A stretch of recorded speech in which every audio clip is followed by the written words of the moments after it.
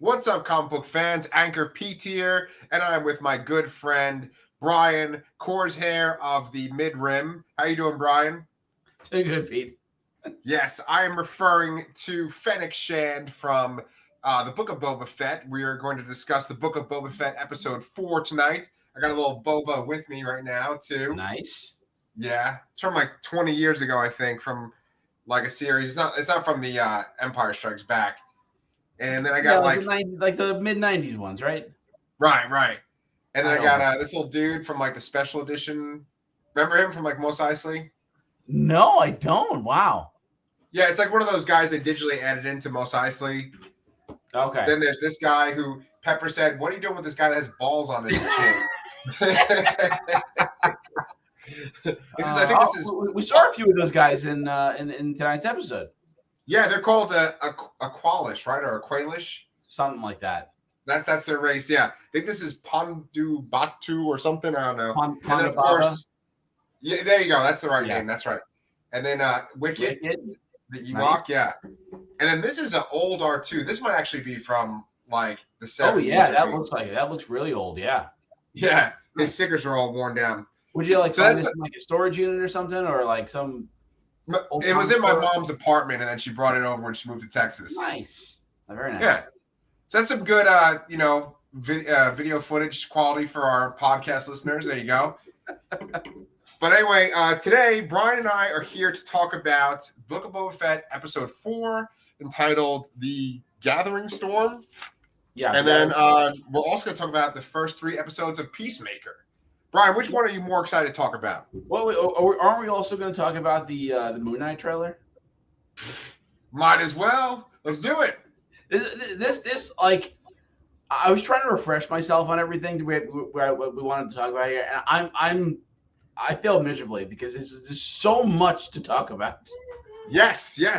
Well, I was actually going to do like a little Moon Knight video for the channel, but I was going to talk about the most current series. But I can absolutely talk about the trailer with you. I'd love to do that. Sounds good.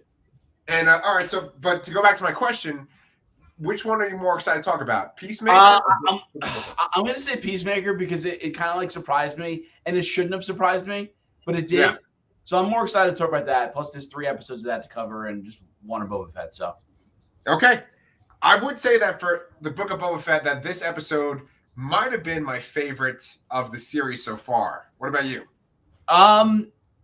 I don't know. I don't think it was my favorite. No. Is your favorite the one with the Tusken Raiders when they go on the train and he like bonds with them? It's between 2 and 3 for me. Oh, okay. Yeah, dude. I mean, even though I had issues with the the Power Ranger motorcycles, yeah. I really liked that last episode, and then that train one was pretty good. I would definitely say that the first episode is the worst one. I mean, I don't want to say worst. It's the least good one. Yeah, but that's the thing, right? You go onto like Reddit, you go onto Twitter, right? Even though they're on YouTube channels, and there are people that love this show, and they're like, "This is Star Wars done right. This is fan service done right." And then you have people that just like hate this show. Have you seen that? Yeah. Well, I mean, that's kind of the deal with everything these days, isn't it? It's very rare that something is universally loved, I think. But I can see why people might not like this show, but I just like that it's a serialized Star Wars TV show, and I'll basically take anything, you know. I'm not that. I guess I'm not as picky with Star Wars, I suppose. Right. But yeah, no, I'm enjoying the show. But like, I think one of the things they keep coming back to is that this just doesn't feel like Boba Fett. Right. It's not, and I think that has largely has to do with the fact that he was such a like a blank slate character for the longest time that you like imprinted on him.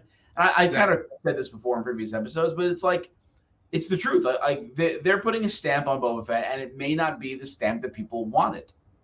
Yes, I agree with you 100%. Like when I do see the negative comments, it's usually that they're like, "Oh, he was such a badass, and he was so mysterious," right? And they mainly complain about the fact that he like never wears his helmet on this show, right?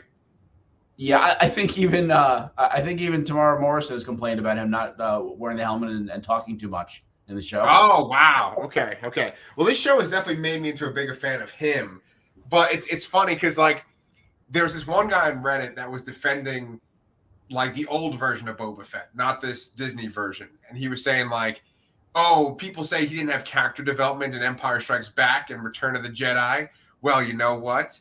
He talked back to Darth Vader, and he captured Han Solo, and he had a jetpack. Like he listed having a jetpack as character development. Yeah, that is. I mean, it absolutely is. Jetpacks can make you fly. I mean, that's development. Yes. Actually, it is kind of funny, though, right? Because on The Mandalorian, that is sort of part of that guy's character development, right? He gets a jetpack eventually. Yeah, it actually is true. Yeah. Right. So let's talk about what worked in this episode and what didn't, right? Honestly, I can't think of much that did not work. The only issue I might have is I don't think the show appropriately conveyed how much time has passed, right? I think we're getting a better idea of it now. In this episode, because he says when they're at the Sarlacc pit looking for the armor, which I don't understand how he thinks it's in there. Right. Like the Sarlacc took his armor off inside. Like, yeah. Is this some like weird Japanese like tentacle monster that removed clothing or something? I don't know, but I'm gonna go Google that later, man. So I thought that was a little bit of a weird thing to do. In this story, but. It's I lost where I was going. You got lost with the Japanese tentacle porn. Yeah, I laid it all out on that joke, and it just took me away. It's okay. That Sarlacc scene was actually, I think, my favorite scene in the whole episode. But there were quite a few scenes that I really liked. This episode is pretty much like explaining how he developed this bond with Fennec Shand. It shows kind of how he went from the Tusken Raiders being killed to essentially the present day. Like I don't think we're going to see any flashbacks after this point. Yeah, there was a point where they seemingly fast forwarded over the events of them and that happened in the Mandalorian, and I think it's funny that like if you just happen to be watching this show and not the Mandalorian, you would be like, what? Yeah. We have, it helps fill in the gaps a little bit there. It's just a weird concept that they would have like an entire series of events happen somewhere else, in a TV show still to me, Yeah, that's very much like a comic book, right? Yeah. Mm-hmm. Yeah. So the thing is they fill in the pieces, right? Like they show him rescue her, and I'm sure that there's going to be a lot of complaints and stuff tomorrow, like these people complaining because they show more of those bikes and more of those augmented kind of mod kind of people, and like they do that play on words where it's like their mod is in their modified, but it's like kind of that British mod fashion. Yeah. And it does kind of look jarringly out of place. But here's the thing. I like when Star Wars tries to do something different as opposed to just let's always do fan service, let's always show these things. Like that's the best part of the prequels is the fact that the designs and things are different than what we've seen before. Yeah, but I mean, I think the differences between the prequels and the original trilogy is more like, hey, this is when like society was like firing on all cylinders and like architecture was really nice and grand, and then the original series is more like, oh, this is what happens when everything fell to shit afterwards. Yeah. So I think I still think it's jarring to see these like clean cut out like characters with outfits and like weird. It's almost like a cyberpunk aesthetic. It is, and it cyberpunk feels slightly out of place, at least on Tatooine. Like maybe if this was on some other planet, I would totally buy all this. But they're like in this like desert, more wastelandish where people are. I would say people are more just surviving than living comfortably in a desert. I mean, maybe you can make the argument like, oh, they wouldn't have this cantina with all these fancily dressed people and bands playing. But I don't know. I just imagine that the planet is different than those characters look like those characters look like they don't belong there. Yeah, dude, I totally understand what you're saying. And your point is a good one. Like you're saying that like on a different planet they would fit in. I think that if it was like dark alleyways in like Coruscant, they would fit in. Yeah, totally. Right. Oh, I have one more comment about the mod scene too. Is this the guy that was doing the operation on Fennec? Actually, a question too. Do we know that happened? Like, do we know that she had robot parts from Mandalorian? Yes, they have Couldn't shown remember. her with robot parts there. Yes. Okay, interesting. And the only comment I had to make is, how does that guy doing that crazy operation with that hair in his face? Come on, man. Thundercats? Eye back or something. Yes. No, I don't know. Thundercats. That's the guy. Oh my god, that was Thundercat. I saw his name. I'm like, which one was he? Yes, that makes perfect sense. So, dude, who is Thundercat? Oh my god, it's perfect that I have this here. Ah! I have a Toy Store of Omens. I don't remember. I guess it was mine, but my son was playing it for a while. Then he didn't like it anymore, but he wanted to give it away. And I said, no, it's mine. Yeah, keep that shit, man. Thundercat is he's a prominent bass player. I mainly know him from he was temporarily a member of Suicidal Tendencies, the thrash punk sort of band. Yeah, and he's put out a couple albums. I have one of his albums that was really good. Oh my god, what was the name of it? I don't remember. But it's a really weird out there R&B sort of album. I will share a link to it for you, because I mean there's one video that's really great and there's a really cool bass line in it. Oh, okay. Yeah, I'm real excited. I love when you share music with me, and once you were describing what he does, I was like, oh yeah, give me some of that. Give me some of that. I'm sure people are not going to like that scene of him giving those parts to Fennec Shand, but I was totally on board for it. I think it's fine. I think they're just kind of building more of that world onto Mos Eisley. This show, I think, is developing Mos Eisley, or not Tatooine. It's developing Tatooine way more than anything else ever has, with the exception of Jabba's palace, and then also the stuff with Anakin in Phantom Menace, Yeah. No, they're spotlighting the criminal underworld on Tatooine here. It's a good look, I think. But yeah, I'm curious to see what happens if they still, have something going on here after this. If this is a limited series or not, remains to be seen still. Yeah, and I mean, I'm digging it, man. This episode had a lot of highlights for me. First off, last week I said I wanted a Drash action figure. So that would be the character that's based on Sophie Thatcher's character, right? Yep. The girl. And so now, dude, I want 5 Book of Boba Fett toys. I want a Drash toy. I want a Black Chrysanthemum toy. I want a toy of the Ratcatcher droid from this episode. I love that friggin' thing. That thing was awesome, man. This episode, that's one of the things I'm saying is that they're really building up this world in Tatooine, and they're really just people always say, oh, Star Wars and Transformers movies and toys are movies and shows are just to get us to buy toys, right? This has made me want to buy toys the most out of all of them. I kind of like that robot that was doing all the chopping that had 6 arms like General Grievous or no, right, like General Grievous, right. Yeah, I kind of like that guy. yeah, and he was the other one was the torture droid, but all of a sudden he's a chef now. Yeah. But that whole sequence when they break into Jabba's palace to get Boba's fire spray gunship. Did you notice that? Yes, they made a big to do about that when they changed the name a couple months back to get away from the previous Slave One moniker, which I'm fine with. Yeah, he's just basically saying what type of ship it is. He's not saying the name of it or anything. That's fine.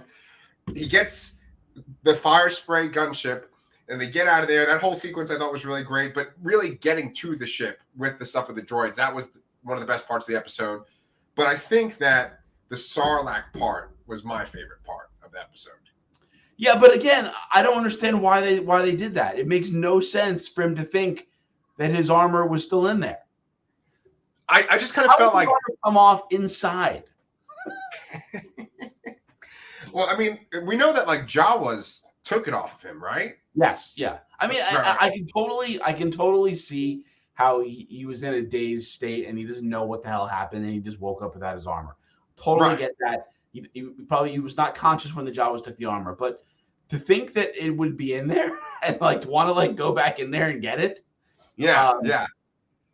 I think I think that the whole purpose of this episode, besides to kind of show the bond between him and Fennec Shand, was to just kind of highlight his wrath, like him kind of tying up loose ends. He gets his ship back, and then he just blows away those fucking Nikto biker guys, right? Yeah.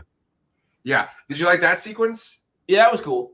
Yeah, I mean, ship blowing up guys, that's cool.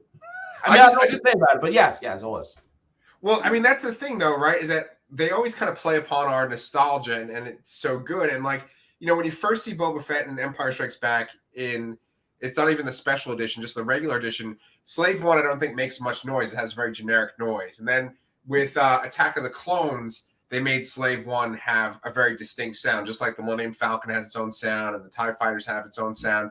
And when he like takes it out of Jabba's palace and it makes that noise, I was like, oh, it's so good, And then like that was. Do you know who directed the episode by any chance? I do not. Oh, I was wondering if it was like Robert Rodriguez again or Jon Favreau. I'll have to look that up while we're on here. Yeah. But like that scene where he's like picking off the bikers, I just thought that was so well done. Like, his ship kind of comes in behind them, and then the angle of like where you could get all of them kind of riding at once and still see his ship. That's like the kind of image that would be like half of a comic book page, if not a whole comic book page. Yeah, I can totally see that. Yeah. And the episode was directed by Kevin Tencharoen. And it was written by Jon Favreau. Yeah. The man who is like saving Star Wars and also started the MCU. Yeah. Yeah. So the Sarlacc thing. So you're saying like you don't know why they did it, but I think it's just basically for like Boba to get his revenge on the Sarlacc pit, Yeah, I mean, I think they would have been better served just blowing the Sarlacc up, walking over and throwing that grenade in there and get away. But like, it seemed odd to me that they would just turn the ship and get real close to the opening like that. Like it broke logic to me. Like I couldn't buy why that was the most efficient way of looking inside the Sarlacc pit. It's like shining a flashlight down like someone's throat, like and looking for I don't know, Dude, it was a Sarlacc colonoscopy. Oh God, no! Like, oh, what's down there? That's the other end. Oh no! Oh no! We were wrong this whole time. It has anal pleasures. Oh man, Boba Fett is a butt plug. But anyway, dude, I knew. Gag hole. Oh man, skug hole. Sorry, skug hole. You got it. Got it in one. Well, in two. But yeah. I knew. I had no doubt whatsoever that once that fucking thing started wrapping around them and it started to come up, I knew that they were going to drop one of those charges in there that does the thing where the sound goes off for a second and then it goes. Boom. Yep. I knew that was going to happen. Yes, I think logically speaking, they should have just tossed that in there in the first place. Right. There, but I think they should have realized that there's no logical way for the armor to be in there. Right. Yeah, then like peering over the side, like what's down there? And then it looks just like a tremor, right? One of those grab. Yeah, kind of like tremors. Yeah. All right. So, do you have anything else you want to say about Book of Boba Fett? Yes, actually, yes. The end there. So they're talking about. First of all, I thought it was really ballsy to have that dinner over the fucking trap door for the Rancor pit and have him reach up there. That was kind of cool. And I did you notice the little musical flair at the end of the episode when Fennec is talking about hiring some muscle? No. Well, they played they kind of interspersed the Mandalorian theme song there. Oh, I wonder if he's going to appear possibly. Oh, that'd be cool. Yeah, because by that point in the show, they have already been with the Mandalorian, right? Because because this is after they parted ways, and he comes back to Jabba's and kills Bib Fortuna later on. Okay, so here's the thing. I know that some people have already kind of speculated this, but are you familiar with Cad Bane at all? No. Okay. So the Clone Wars, like when it really started to kick in, the show, and people were really getting into it, they had a whole bounty hunters arc for like a season. And it was like a young Boba Fett where he's like a teenager, and they had like that one bounty hunter chick that was like white skinned with the, you know who I'm talking about, or Singh or something like that. Okay, yeah. Okay, so there's her, and I think like Bosk was on there and stuff too. But there was this guy, Cad Bane, and he's one of those aliens. Yeah. He's got like the cowboy hat looking thing. Yeah. I do know who he is. Yes. And he's just a fucking badass. And I think he's kind of based on like Lee Marvin, like this like kind of cowboy actor guy. And they were saying that maybe he will come and he'll be on the show. Interesting. That would be an interesting character to portray in live action. I think he's very alien looking. Yeah, that would be kind of cool. Yeah, I mean, I feel like they're opening the doors for a fairly large cameo here. Yeah. I don't know. I mean, I honestly don't know if seeing Din Djarin is going to be that satisfying here. Right. As potentially something else like that might be more. I mean, even though I don't know that much about Bane, like that might be more interesting, honestly. Yeah. It might flesh out the world a little more. But yes, something's coming, and I don't know what it's going to be. Yeah, I'm not sure in canon if like the guys that were on Darth Vader's ship are still alive. In the comics I was reading, they were still alive like up to Return of the Jedi. So it's very possible that like the guys that we've seen on Darth Vader's ship are still alive, and maybe we'll see some of them join Boba Fett's team. Maybe, yeah. But one more thing too. Right. I think we kind of got sidetracked when I started talking about the Sarlacc pit. But the original thing we mentioned was the length of time after this is taking place. Yeah, and I think there was a line in that scene where they said years ago when I was in the Sarlacc pit. So it seems to me that a lot more time has passed. That he must have spent a lot more time with the Tuskens than we've perceived here. Right, and that's kind of what I was getting at earlier. Was in my mind, like someone who's seen a lot of these stories, I try to be like, okay, well, he was probably with them for like maybe years, at least months. But like usually there's some kind of thing that they show in a movie or a show that shows like the passage of time. And they did kind of show him training and stuff, but a lot of times they'll show some kind of marker or something that indicates that time is passing. I mean, like sometimes it might be the person's hair's growing or they get a beard, but Boba Fett's like completely bald. Yeah. It might be something like, the seasons change, but they're in the middle of a fucking desert. So, so yeah, I agree with you. It's probably that like it's been years that he was with the Tuskens, and that it was probably like because it could have been too that like after the Tuskens died, he could have been like in the desert for a while too. No, it's hard to say. I mean, I was watching the show. My initial impression was that it was a couple months, maybe tops. Okay. But I would say, it's probably more like a year or 2 or 3, maybe. I would say more time is spent with the Tuskens than him wandering on his own. Because I feel like he would have started wanting to get, I feel like he had a pretty clear thought of what he wanted to do. He wanted revenge. He wanted to, take care of all that stuff. So I figured he probably went and did exactly what he wanted to after that. Okay, cool. Yeah. So, I mean, like we said, it's like 5 years post Jedi. So all this stuff now, all these flashbacks have taken place in 5 years. And then just to kind of like cap it there too, there's a scene where the droid says to him, like, your healing is complete or something like that. Do you remember that? Yeah, that's what I wanted to. That was the next thing I was going to bring up, is that they kind of solved the back to tank question here. So he was just healing, and he does look a lot more, lively now, or he looks a little. So what's a good word here? Flush with. Yeah. Like, he's not pale. I took it that maybe he even kind of did damage to himself, like climbing into the Sarlacc pit and searching through there. I think so. Yeah. Because Fennec Shand said something like that, like you're burning yourself up in there. Yeah. And she's like, you need a back to tank. So. Yeah. So they kind of solved that. It was a little more.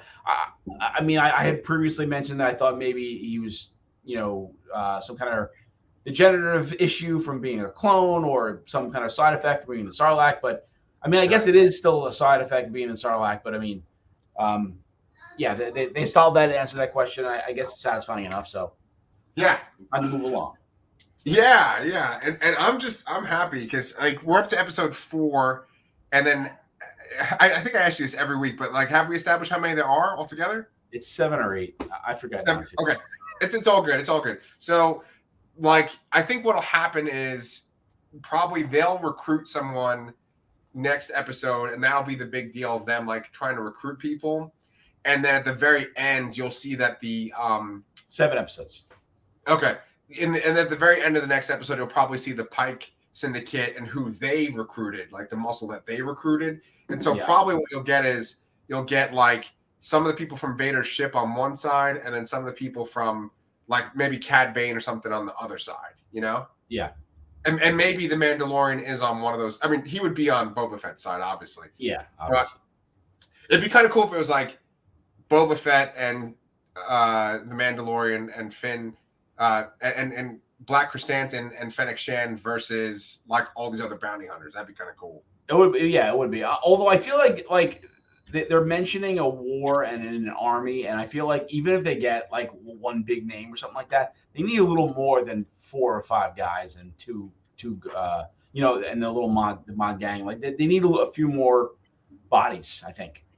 Yeah, you're right. I totally forgot about the mod gang too. Yeah, they'll be in there too. I hope they don't kill freaking Drash, man. I'll be upset. Yeah, I feel like she's got to have some more lines somewhere along the line. Yeah, no. And believe me, they're going to plan to spin the shit out of this one, too. They're going to, like, have Marvel comics that have these characters in it and stuff. They're going to totally build upon this. Absolutely. Yeah, probably. Cool, man. All right, well, then, why don't we get to Peacemaker, shall we? Let's do it. So, do you like my little background I made for us tonight? Yes. You know, in the age of Netflix and binge watching, everyone skips intros these days. I will never skip this intro ever. This is like one of like 4 shows I will never skip the intro of. Damn straight. I get excited. I'm like, oh, it's opening credits time. It is so good. Yeah, it was just like I watched the opening scene and I watched the intro, and then I think I like immediately messaged you. I'm like, oh my god, the opening scene was amazing and the intro is incredible. Yes. I've seen someone tweet. They said it was like the intro was the best thing they've ever seen on film. My wife, who is not a fan of superhero stuff and things like this in general, I showed it to her and she was just like, that was really good. So, I mean, she was kind of interested in the show after watching the intro too. So it's really, really good. Yeah. I mentioned before that I shouldn't be surprised because I mean, I've been a fan of James Gunn's stuff before, even before Guardians of the Galaxy. Like I loved Slither. I loved Super. Like I feel like this show has a lot of affinity with Super. Yes. I've described it to several people as Super with DC jokes. Yeah. I think you're right. I mean, especially like if we look at our picture behind us, like what the fuck is that guy? Kung Fu Master? What? Judo Master. Judo Master, right? And the funniest thing too is that I'm looking when I first saw the costume and you see him like pop out of the ground. Yeah. in the little intro there. Or is it a he or a her? I can't tell. Oh, I'm not even sure. Like if you look up their name too, it's hard to tell, you know? Regardless. The costume was very reminiscent of TDK from Suicide Squad. Yeah. So I for a while I thought I'm like, is that Nathan Fillion? But it was like, well, no, wait, is that mini Nathan Fillion? Like I was very Yeah. And he got a lot of play in the third or she. I'm pretty sure it's a he though. Got a lot of play in the third episode. I did think of that movie Super when I saw him too. Because they have that mask, and then TDK had that mask too in the Suicide Squad. I'll say about this show that I think I really love it. There are some things that kind of turn me off a little bit. Maybe I'll just kind of say them, get them out of the way.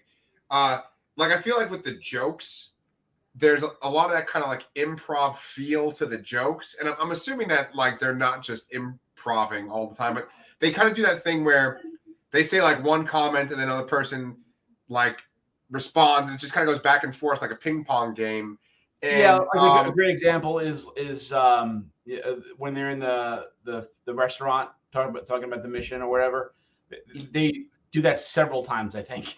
Right. Where he like says sweet cheeks, and they're like, oh, sweet cheeks means ass, and then they say sugar tits, all that kind of stuff. Like, yeah, and like I'd say for me on the show, the jokes land about 7 times out of 10. I can agree with that. Yeah, I don't think the jokes always perfectly land, but I appreciate the I appreciate that they're trying them, and they feel a little edgier. Like honestly, they feel a little like risque in this day and age. Oh yeah. And I appreciate that they're doing something like that. Yeah, I'm super glad you brought that up because you remind me of what I wanted to say, which was that like it seems like DC and maybe Warner Brothers in general are trying to be like the anti-Disney, and so DC is like the anti-Marvel. Like this is the anti-MCU Disney Plus show, you know? Oh, like it's the complete opposite where, there's like sex and nudity every episode. There's graphic kills. There's crazy language. There's racism. There's like everything. Yeah. It is like so anti-MCU, and all the stuff that we talk about every week on our show, it's like so different. Yeah, no, I remember mentioning several times in the past where, I can basically show almost any MCU movie to my 6-year-old son, and I am very, very selective of what I can show him from DC. Yeah. Like I think he's seen like Aquaman and Shazam. Yeah, I think that's it. That makes total sense. When you look at what they put out, like I want to show Pepper, Harley Quinn, and the Birds of Prey, but there's some pretty fucked up stuff in that. Yeah, it might be a little hard to. Yeah, I don't know if you can get away with that. Yeah. Right. So like, what I was gonna say is, when you look at fans, right? And it's funny because I keep referencing like Twitter and Reddit and stuff like that, but so many people always want that like R-rated Batman, or they want like R-rated superhero movies, and it's like, yeah, there's some R-rated Batman comics, but like they're few and far between. Like even The Dark Knight Rises is The Dark Knight Returns is kind of PG-13 still, Yeah. And so with this, I feel like it works because it's such a non-character. Like, yes, there are DC comics with this character, but like, are you going to tell me that any fucking person on this planet has said that Peacemaker is their favorite character before John Cena started playing him? Yeah, I think most of us will be in the position of the janitor. There's no superhero named Peacemaker. Right. That dude that's from Schitt's Creek, right? I wonder if he's going to be in any other episodes. Well, being that he's in the intro, I'm imagining he will be. But yeah, who knows? Because it seems like that neighbor guy is like he was a one and done, and he was in the intro too. Right. So, what I want to say too, while we're kind of talking about general things, is that John Cena, it's kind of amazing how charismatic he is. Yeah, I've watched a few movies with him in it. What was that movie? I watched Blockers. Okay. Like, kind of like a raunchy teen comedy. Yeah. He's surprisingly like comedically brave, and he's really on like full display here. Like the first episode where he's like singing like choir boy song, in his tidy whities. Like like just thinking about like who would write that and then be able to perform that, like that takes balls. Yes, and he's like singing into a vibrator, right? Yeah, I'm pretty sure there was some kind of sex toy. Yeah. I love it. You're right. Right. But dude, you're 100% on the money. It's like he has no inhibitions. He just kind of throws it all out there. He doesn't care if he looks like a buffoon or how much he's showing off himself. He's just really likable. And James Gunn himself has said that this Peacemaker character is a piece of shit, and that he's like kind of like a villain as a superhero. Yeah. He's definitely a very gray character with some very good intentions, but poor execution. Yeah. Right. So why don't we just go through, we'll kind of talk about all 3 episodes, not like piece by piece, but why don't we talk about what we like about the show and if there's certain people or things that happen that we don't like. But let's just talk about like what stands out so far.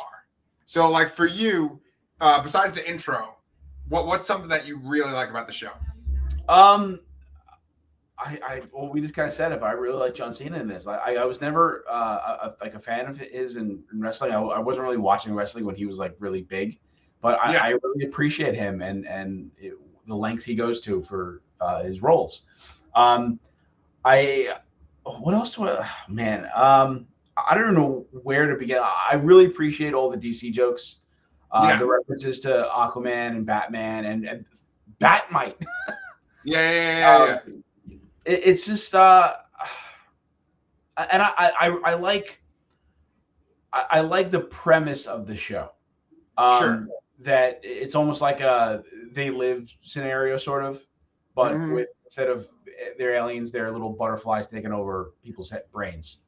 Yeah, I think it makes for an interesting premise that seems more premise driven than character driven, but there's still a lot of character development in it too, which I appreciate also. yeah, yeah. His supporting cast, when they first showed us who was going to be a supporting cast in the show, I was like, oh, really? Like, are any of those people really that interesting in the Suicide Squad?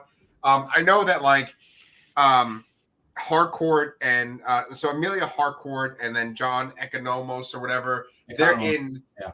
the Suicide Squad movie, but then Leota Adebayo, she's not in the Suicide Squad movie. Yes, but I think I like how they're kind of dodging. They don't know who she is, but obviously the audience does know who she is. Yeah, That she's Amanda Waller's daughter, and right. I'm curious as to why she's there, why Waller is keeping this so close, to this playing so close to the chest, and then there's a little bit of intrigue around Myrn. Um, Yeah. so who also I have to admit, when I first saw Myrn, I'm like, is that Amanda Waller? But then he started like because I don't know, the haircut was kind of similar. Um, but honest mistake. But there's a little bit of intrigue there because they mentioned that Peacemaker mentions that he knows the name. He's heard he does messed up stuff, and he seems to have some additional knowledge about the butterflies that no one else seems to have. So I'm kind of wondering if maybe he is one. Yes, yes. Um, yeah, I think you're right, man. Like Myrn is played in such a way that he is almost like a non-character, or that he's not like he's just the straight man, and you kind of almost forget he's there for the most part because you're always watching these interactions with the other characters, these comedic interactions. And I know he's just kind of like the leader that kind of cracks down on them. I thought that maybe he was dead by the end of the third episode when he kind of got blown up. It is very possible that he's a butterfly, and maybe he's like working with the humans against the rest of the butterflies. I don't know, but we'll see. I mean, maybe it'll be some kind of Martian Manhunter type thing, where like Martian Manhunter in the Snyder cut was that Colonel from Man of Steel. Maybe Yeah, it'll be something like that. But I do like the supporting cast. They kind of got on my nerves at first. But one thing about James Gunn that's very interesting is that his movies are always so like over the top and colorful and like kind of silly in a lot of scenes and gruesome in a lot of scenes too. But each of them have these really like touching moments, and sometimes it's like touching in a moment that's gruesome too. yeah. Like Um, the example. Oh, I'm sorry. Go Go ahead. for it. The scene that kind of keeps coming back to me that I keep having a memory about is when Peacemaker is supposed to go snipe the family, that senator and his like whole rest of his family, because they think that they're all butterflies, and he's not going to do it. And Vigilante's there, and I just remember like Vigilante like reaching over and like, here, buddy, let me do this. And it's weird because it's like touching because he's helping a friend who can't do what he needs to do or what he like brags about doing, but it's like he's gonna go shoot a whole family in the head. Yeah. So I mean, I think at that point, though, it was pretty clear that they were something up with them. oh yeah, they were like fucking shooting long tongues into bowls of honey and stuff. Yeah. Yeah. But still, it's just regardless if they're aliens or whatever, it's still these shooting kids. Yeah, it's showing that he's a very great character, which I always appreciate in things like this, where it's like, they have intentions, they have emotions, but they're still kind of caught in the middle, sort of between being good and bad. Yeah. Well, I mean, we didn't mention Vigilante yet, but like he's different from the way that he is in the comics, just like Peacemaker is different from the way that he is in the comics. Like Vigilante is kind of like a Punisher in the comics, where his whole family was killed and he just kills people, because that's his shtick. But in this, it's like he would be killing people regardless. Oh, we got a little comment over here. What's up, Pete? This is from Film Splaining. This is my new buddy Brian, by the way. Nice. How's it going, man? I'm glad you can make it. So anyway, let's talk about Vigilante though. So yeah, I feel like Vigilante is almost like Deadpoolish in a way. Yeah, his voice even sounds like Deadpool. Yeah, I mean he's not breaking the fourth wall or anything like that, but it's just he's kind of very playful and carefree about murder. Right. Yeah, and he's funny as hell. Just like some of his lines, like when they were all laying in bed together and they were smoking pot. And I forgot about that. Right. A couple of years ago, I would have killed both of you. I would have shot you in the face or something like that.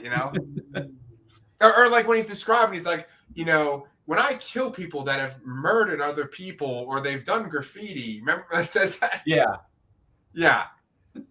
That it's funny because that actor that plays him is actually a British guy, and he was in the Harry Potter movies too. Yeah, the name looks so familiar, and he's been in a lot of things that I have not watched before, but like I'm aware of. So yeah, he's definitely been around, and he's really good in the show.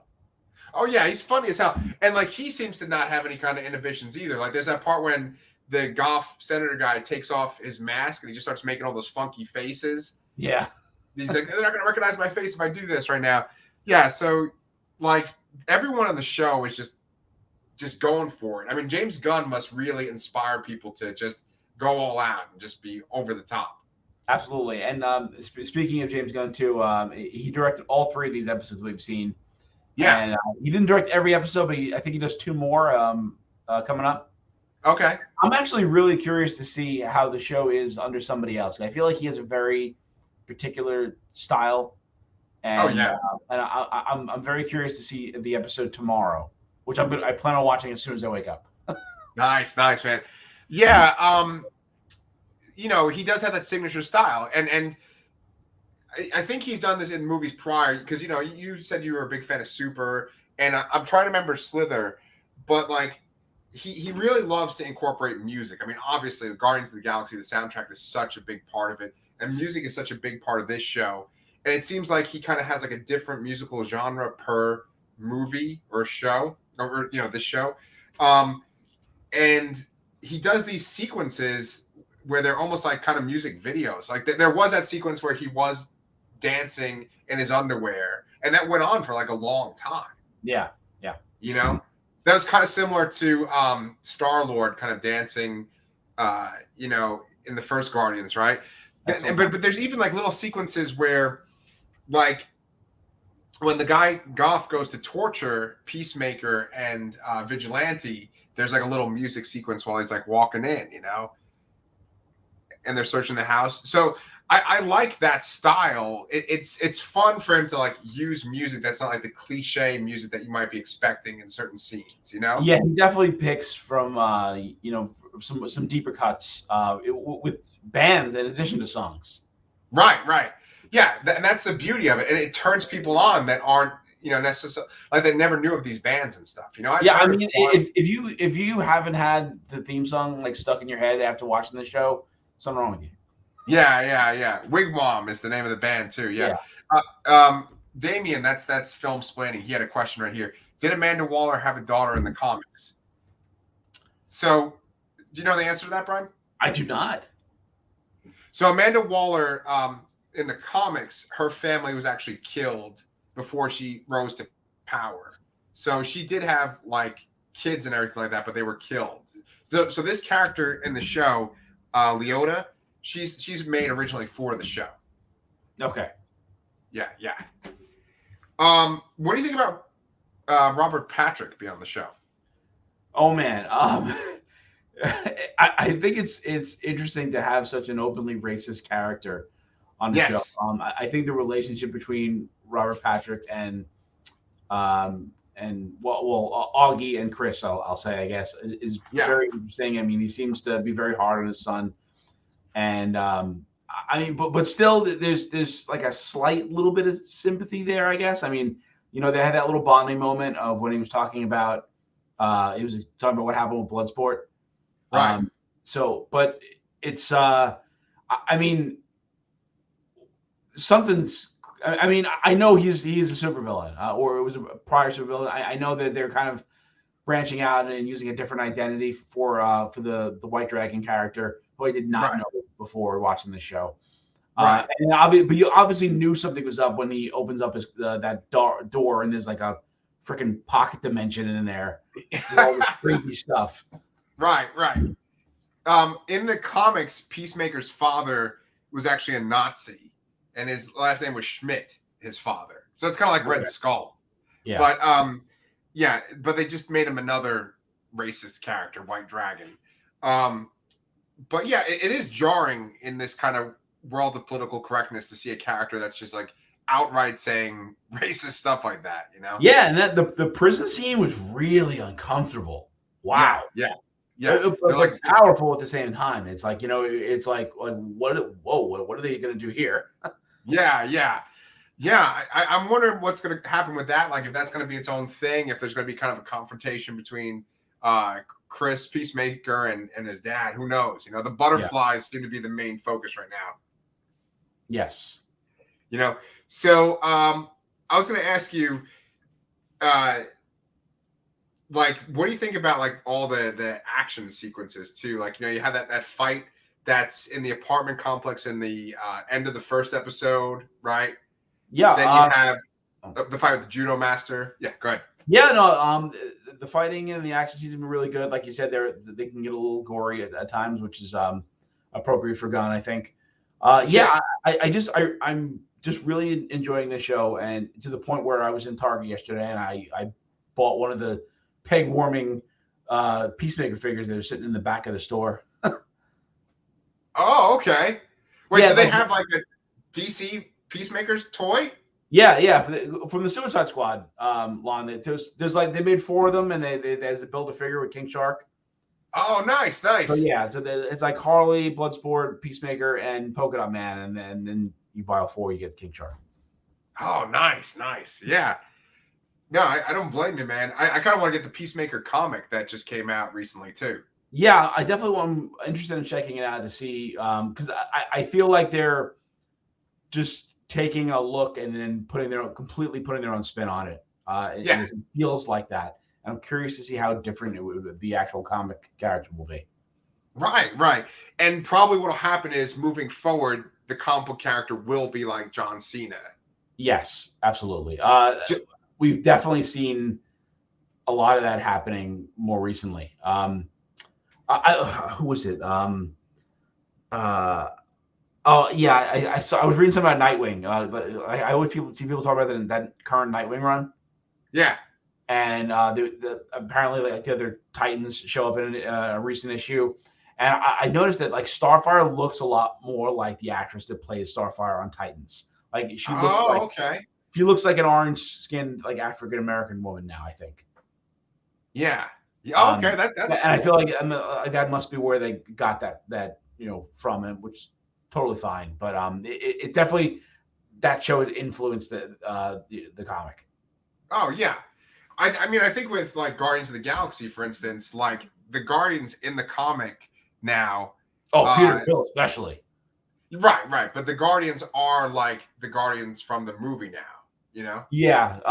You definitely Drax, definitely Peter Quill, and to a lesser extent Gamora, right. But still somewhat, yeah.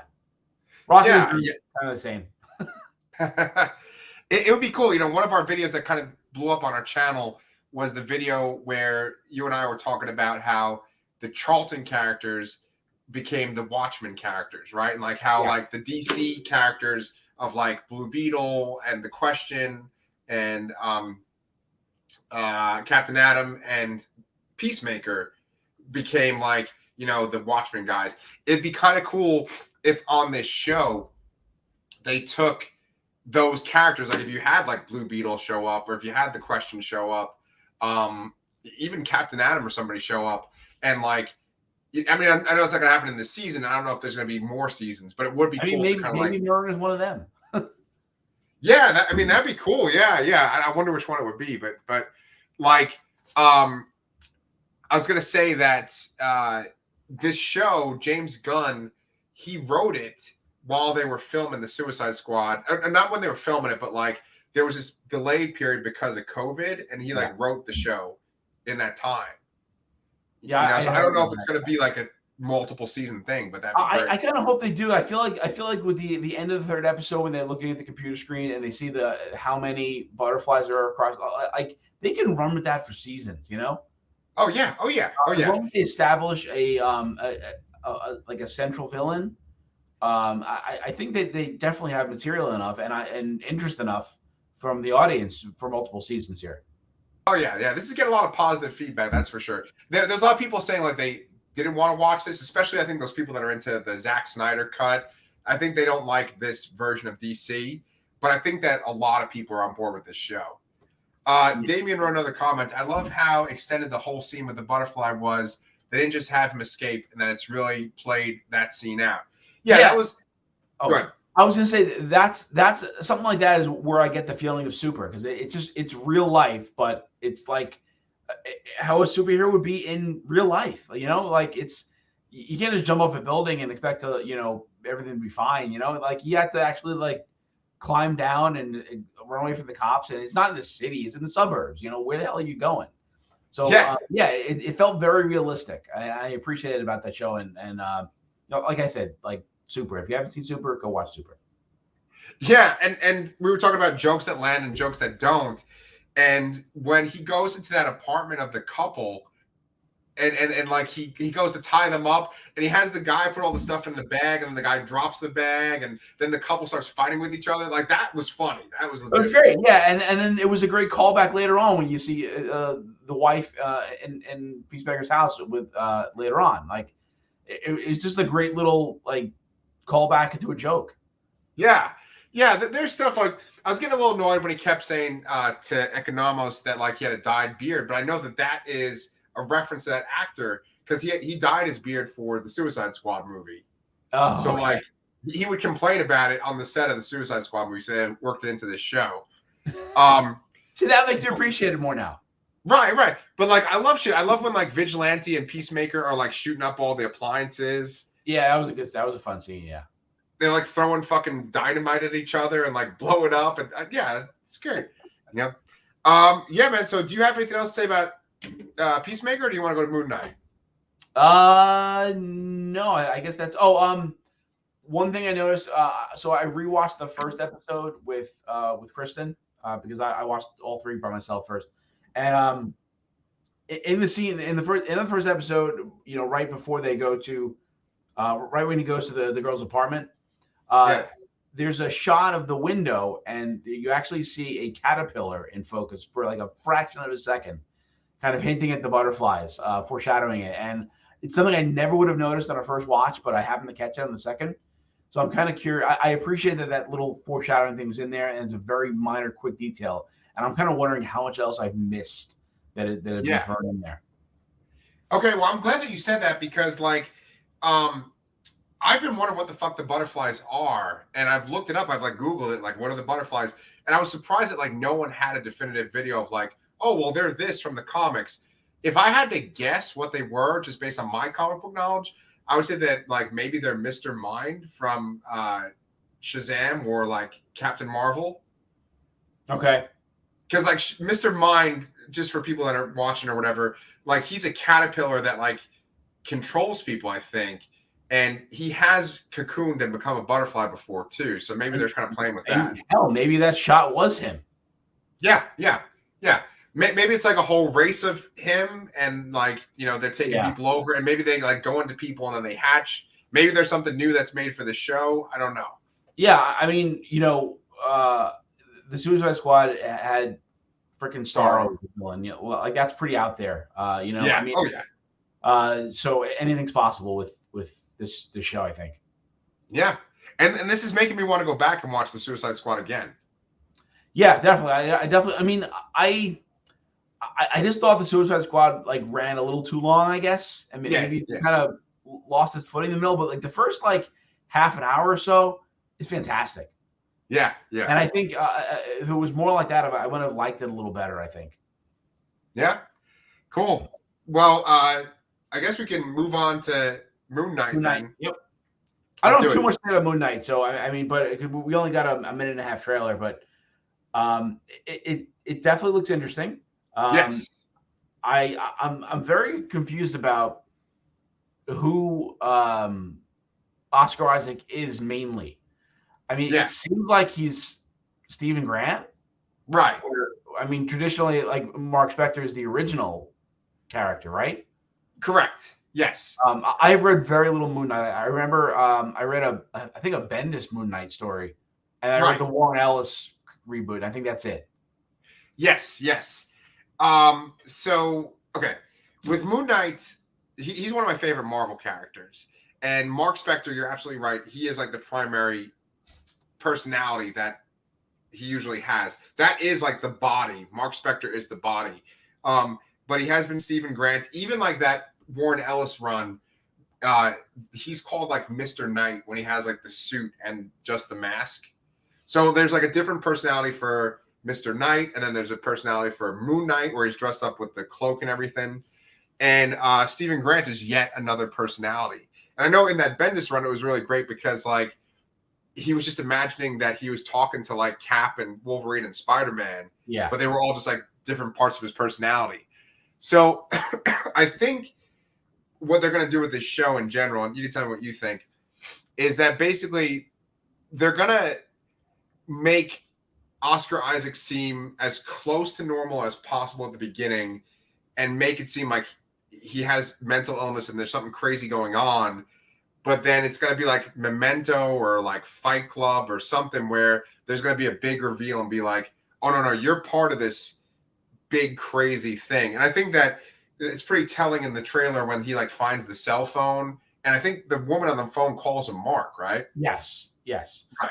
That's what gave it away because I mean, I'm assuming that other person, I don't think they ever call the British sounding voice Stephen, but I just imagine that was supposed to be that. No, in the very beginning, he's like working in a museum and it's a Egyptian themed exhibit. And there's a woman working with him and she calls him Stevie.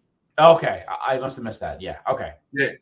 So Moon Knight, like one of the things about Moon Knight that kind of bothers me is that there's a lot of people going around saying like he's the Marvel version of Batman or he's like Batman, but he's white. Right. And I feel like that's very different from what the character is. Yeah, I mean, I can see the very base level similarities, but I mean, I don't even know what to compare him to. I would almost say he's more like Spawn. He's just a fucking lunatic, and it's so appropriate, right? Because like Luna, that's where lunatic comes from. Yeah. But he's just nuts. And in the comics recently, they did this thing where Khonshu, that's his deity that he is like a patron of or whatever he serves. Khonshu actually tried to like take all the different powers from the Avengers. Like, you know how in like Jason Aaron's Avengers, there's the ancient Avengers that he has like from a million years ago. So the idea with that is that like each of these characters has like an ancient power now, right? Like, there's the Eye of Agamotto, and like a million years ago, there literally was Agamotto, right? And that's Doctor Strange now. Yeah. And then like the Phoenix is there a million years ago, and there was a Moon Knight back then too. And so what happens is in this one miniseries, Khonshu and Moon Knight take out the fucking Avengers and they get all the powers, right? But the Avengers are able to come back and get their powers back. And so the most recent Moon Knight comic takes place after that, and he's like kind of recovering from that. But he like really does serve a fucking Egyptian god. And he's like the protector of people who travel at night. That's like his whole shtick. Yes. So he has his own little rogues gallery of people. I don't know who the fuck what's his face is going to play. Well, it seems like, I mean, according to IMDb, he's playing Ethan Hawke is playing Randall Spector, his brother. Yeah. But I feel like he's not just going to be. He almost seems like a cult leader. So I feel like there's. I don't know Moon Knight's Rogues Gallery that well. Because he's definitely in his own little corner in the Marvel universe. Yeah, and that's the thing, right? Is that like I say Moon Knight's one of my favorite characters, but that's because like since I got back into comics, I've tried to get every miniseries that he's been in or every ongoing, but he was around since like the 80s, and so there's all this stuff that I don't know about him, and I don't know anything about his brother, but. Yeah. In the very last shot of the trailer, he's like beating the shit out of what looks like a werewolf. And that's very possible because he fights supernatural things like vampires. But